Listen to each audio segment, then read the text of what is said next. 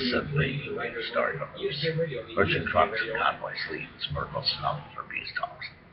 First nobody talks. He comes to talk peace. The convoy could have got through it duly, he asked for. Why did he let the convoy through for a public parade? I don't know. But Merkel's there now, so we'll see if we can get some kind of peace. Some kind of solution to this ongoing instability between Russia and Ukraine. A war, killing, slaughter.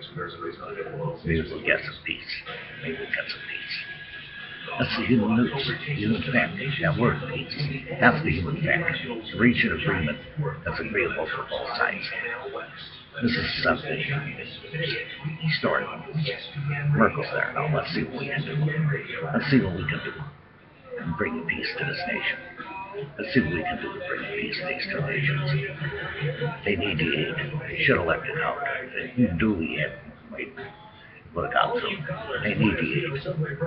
We dropped. They need the aid. This is something human beings start to we're going to rise maybe for peace talks, attention to the way Thank you so much. This is something human beings start to Thank you so much.